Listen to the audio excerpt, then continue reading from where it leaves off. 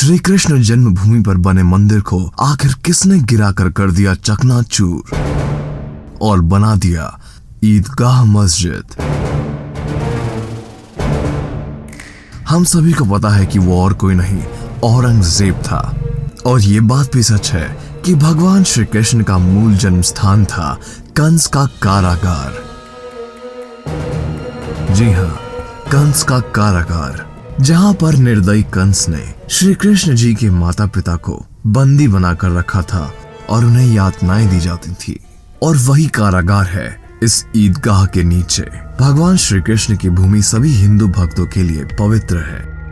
दावा है कि श्री कृष्ण जन्मभूमि और शाही ईदगाह को लेकर 1897, 1921, 1923, 1929, 1932, 1935, 1955, 1956, 58, 1959, 1960, 1961, 1964, 1965 और 66 में कई सारे मुकदमे चल चुके हैं। मुस्लिम पक्ष की ओर से अदालत में एक और दलील जो बड़ी प्रमुखता से पेश की गई वो ये है 1991 का पूजा स्थल एक्ट।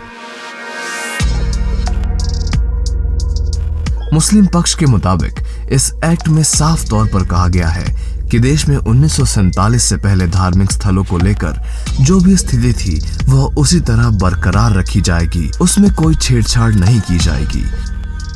अयोध्या काशी तो झांकी है, मथुरा अभी बाकी है। पिछले साल अखिल भारत हिंदू महासभा ने ईदगाह मस्जिद के अंदर बाल गोपाल की मूर्ति स्थापित कर उसका जलाभिषेक करने का ऐलान किया था, लेकिन वे ऐसा नहीं कर पाए थे। मथुरा कोर्ट में श्री कृष्ण जन्मभूमि के पास स्थित शाही ईदगाह मस्जिद को सील करने की याचिका सिविल कोर्ट ने स्वीकार कर ली थी।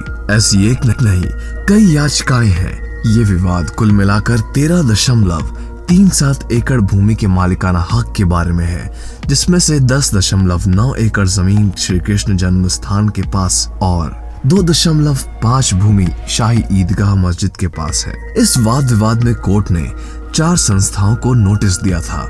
इनमें श्री कृष्ण जन्म स्थान सेवा संस्थान, श्री कृष्ण जन्मभूमि ट्रस्ट, शाही मस्जिद ईदगाह कमेटी और उत्तर प्रदेश सुन्नी सेंट्रल बोर्ड को दी गई नोटिस शामिल थी। सुनवाई के बाद 30 सितंबर को ये विवाद खारिज कर दिया गया। मथुरा के कटरा केशव देव को भगवान श्री कृष्ण का जन्म स्थान माना जाता है। हिंदुओं का दावा है कि काशी और मथुरा में औरंगजेब ने मंदिर तोड़वाकर मस्जिद बनवाई थी। 1659 में काशी विश्वनाथ मंदिर तोड़वाया था और 1670 में मथुरा में केशव देव का मंदिर तोड़ने का फरमान जारी कर दिया था। इसके बाद काशी में ज्ञान व्यापी मस्जिद और मथुरा में शाही ईदगाह मस्जिद बना दी गई। श्री कृष्ण जन्म स्थान सेवा संस्थान के सदस्य गोपेश्वर नाथ चतुर्वेदी ने विभिन्न मीडिया रिपोर्ट्स में बताया है कि श्री कृष्ण जन्म स्थान सेवा संस्थान और शाही मस्जिद ईदगाह के बीच पहला मुकदमा 1832 में शुरू हुआ था।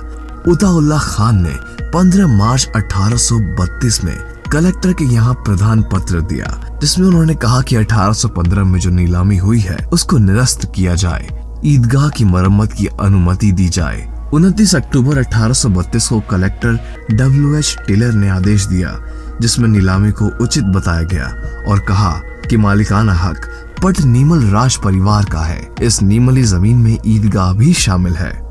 संस्थान के अनुसार 16 मार्च 1815 को ईस्ट इंडिया कंपनी की ओर से कटरा केशव देव परिसर को नजुल भूमि के रूप में खुली नीलामी कर राजा पटनीमल को ये जमीन दे दी गई थी, जिसे भगवान श्री कृष्ण के मंदिर के भव्य निर्माण के उद्देश्य से दिया गया था। अब देखने वाली बात ये है कि योगी सरकार में क्या इंसाफ मिल पाएगा मथुरा वासियों और पूरे हिंदू समाज को।